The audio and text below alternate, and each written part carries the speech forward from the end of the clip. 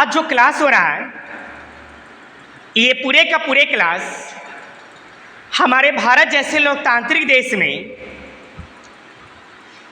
जो संसद बनाए गए हैं उस संसद से संबंधित अनुच्छेद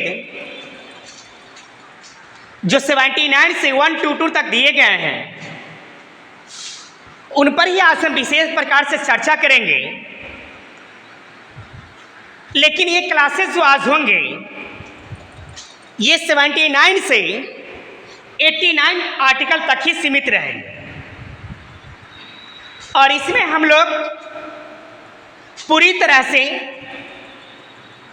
भारतीय संसद के बारे में समझने की कोशिश करेंगे।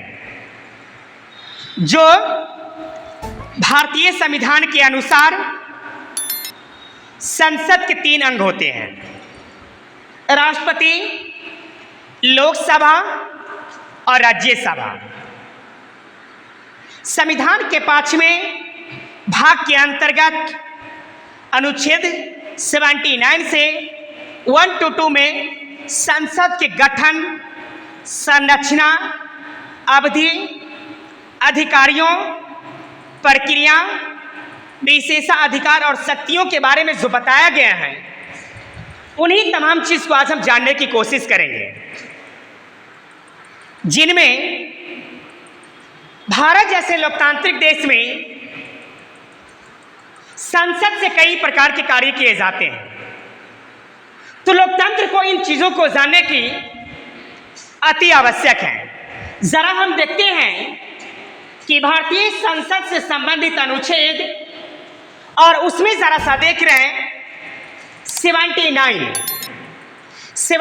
में संसद के गठन की बात किया जाता है, यानी कैसे बनेंगे, कैसा होगा, क्या क्या करेंगे, इन सारे चीज की व्याख्या 79 आर्टिकल में किए जाते हैं। उसके बाद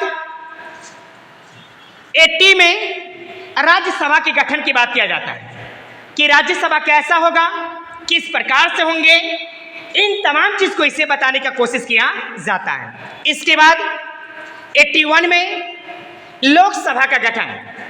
अब 81 में लोकसभा के गठन कैसे होंगे, क्या क्या उनके कार्य होंगे, इनका स्वरूप क्या होंगे, कैसे बनाए जाएंगे, इन तमाम चीजों को 81 में देखा जाता है।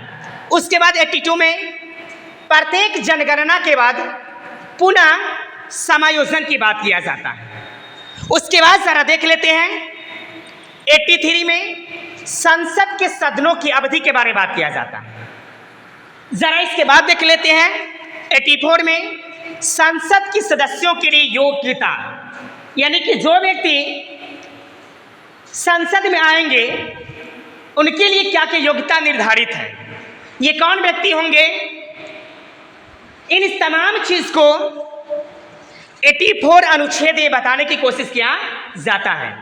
उसके बाद 85 में संसद सत्र एवं विघटन की बात किया जाता है।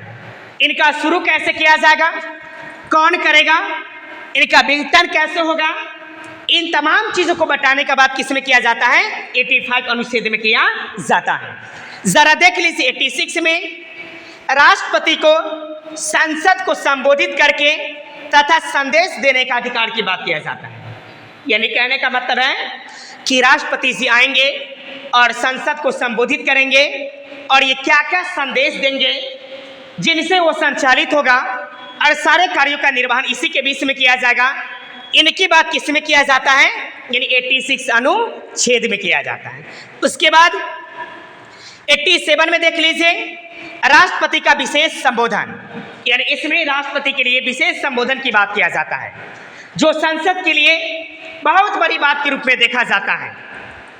आगे देख लीजिए 88 में मंत्रियों, महान्यायवादी के अधिकार की बात किया जाता है कि संसद के अंदर मंत्री होते हैं, बहुत सारे महान्यायवादी होते हैं, उनके क्या क्या अधिकार होते हैं जो हमारे भारतीय संविधान की अनुच्छेद 88 में बताने की कोशिश किया गया है।